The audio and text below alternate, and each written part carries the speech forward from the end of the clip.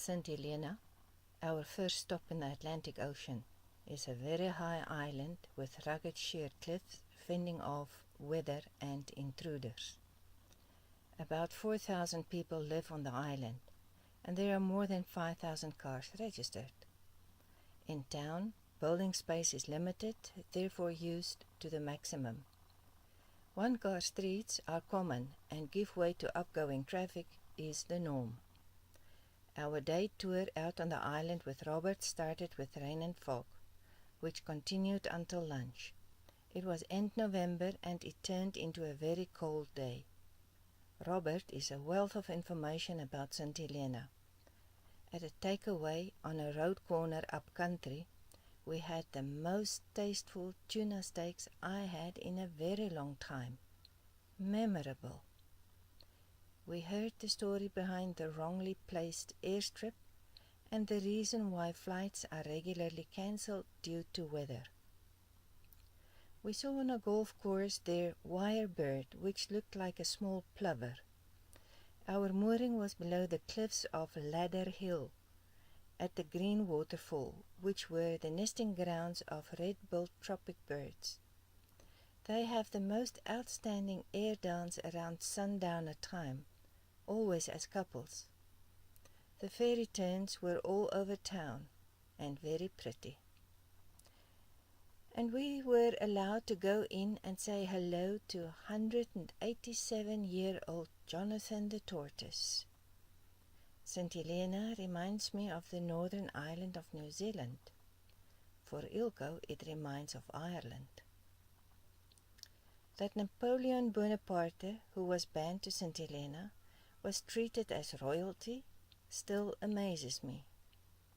That so many Boer prisoners of war were kept here was new for me.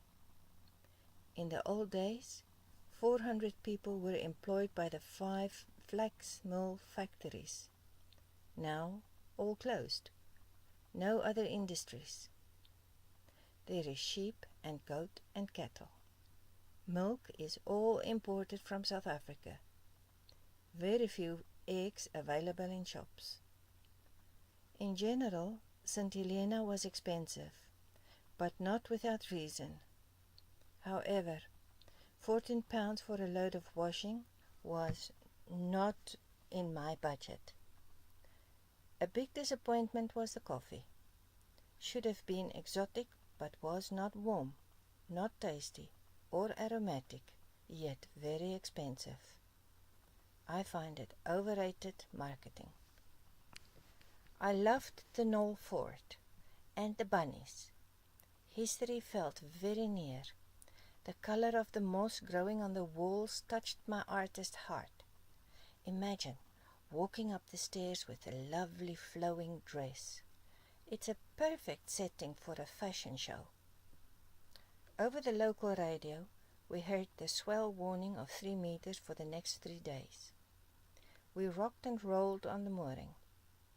The water taxi was good as gold. They waited for the lull and then got us on or off the ferry. Landing was at different heights on the dock, where you grabbed a monkey rope as security and swung where you wanted to go, on or off. It was an all-filled event to experience, and probably something similar, just much more worse, that flooded the island in 1887. Leaving St. Helena with a manta ray circling my lady a few times was very special. Thanks for watching.